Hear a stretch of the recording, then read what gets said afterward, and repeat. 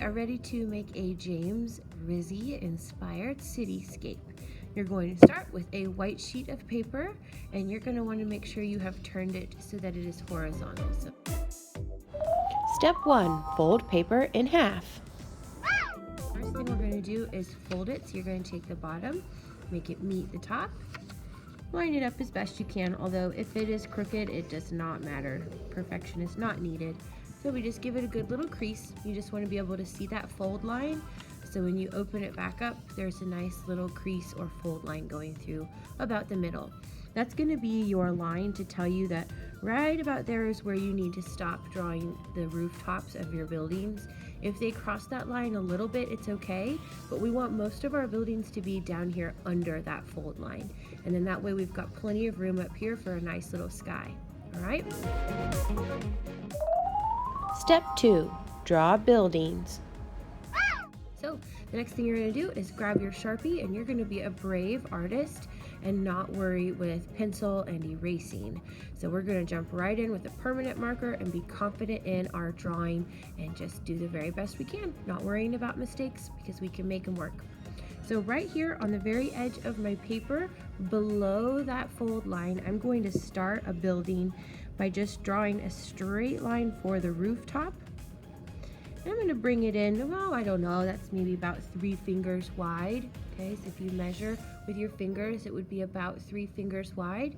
And then I'm going to bring that line down to the bottom, all the way down. Okay, the next thing I do is come right over to the next building, and I just do the same thing. You might make it a little taller, you can make it a little bit shorter. So maybe right here we'll have a little short building. And then he wants a little friend. Maybe he's also going to be a short building. And then maybe all of a sudden we're going to come in here with another tall building. And maybe this one's a real skinny one. Tall and skinny. And his little friend is a fat building.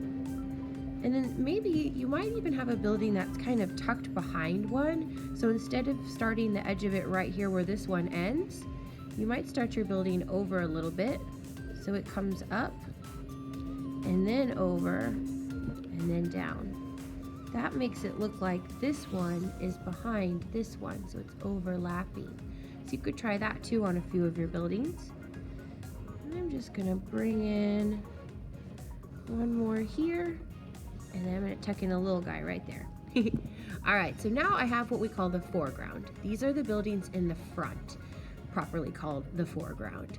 Now we're going to make a middle ground, so that's a row of buildings directly behind them. So again, we're going to start all the way to the left, and you're going to bring in another building, and you can kind of decide now if you want to make them starting straight off the edge or come in a little bit. You can make them shorter.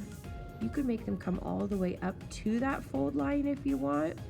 But remember, we want to keep the buildings mostly below that fold line.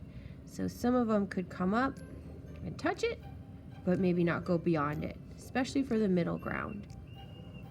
And I'm kind of skipping around a little bit here, sort of like I'm pretending that some of those buildings you don't see in between because maybe they're short, so they don't pop up. All right, so now I've got a middle ground. So that would be the row of buildings behind my foreground, okay? So they're in the middle. Now we need a background. And that's going to be our buildings that are farthest away. And so that means they're also going to be maybe a little bit smaller because things appear smaller as they get farther away. But they also might get just a little bit past your fold line, and that is okay. Maybe 2 fingers above, even maybe 3 might be okay, but try to keep it close to that fold line, in other words. And you might try on this row doing something a little different, like maybe they don't have flat top roofs. Maybe they are pointed roofs, like a triangle, or maybe they have stair steps. So instead of bringing the line down, I would bring it up and then over and then up and then over. Maybe that building comes back down. It's a really fancy building here. Okay, and maybe it comes in and then it has a point and then over and down. All right, so one more row here, making the background. Again, I'm skipping around, leaving some space between those, assuming that there's some buildings that are maybe a little shorter and not showing. So now we've got our buildings all drawn the way we want them, with a foreground, middle ground, background. We're going to add one more. Step 3, draw the sky. So we're going to work for a minute on a skyscape. Skyscapes are pictures of the sky, kind of like a cityscape is a picture of a city. So in my skyscape, I'm actually going to do something a little abstract. I'm going to have both the sun and the moon in my picture. So that's not very realistic. That's why we call it abstract, but it's fun. And James Rizzi's art is not realistic, so we don't need to worry about that. To make a moon, I like to draw a C. This is actually a backward C, and then I draw a little C or backward C, and then another one. So that makes the point of the moon's nose.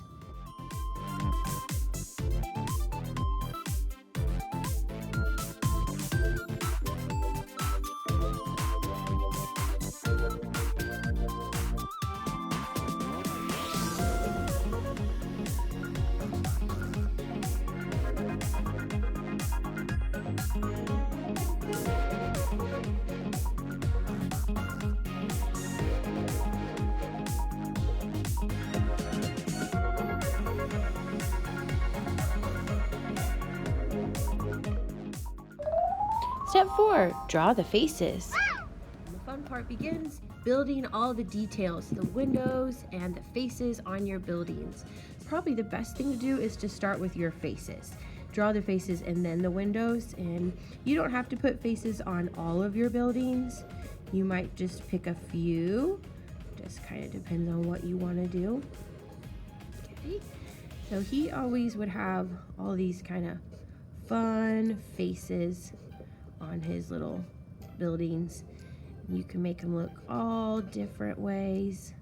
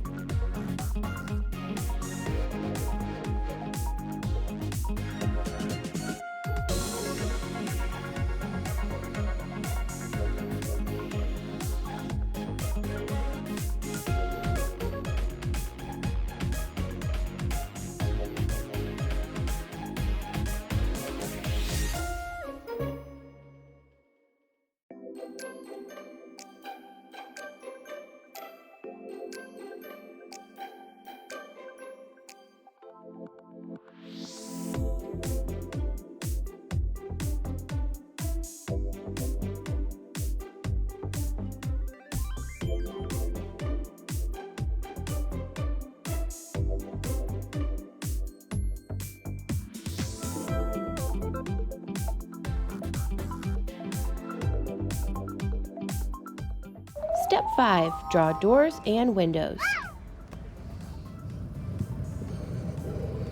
Okay, now that I've got all the faces, I'm going to come in and draw a few doors. I'm not going to put doors on all of the buildings. They don't all have to have doors. And then I am going to start drawing some windows.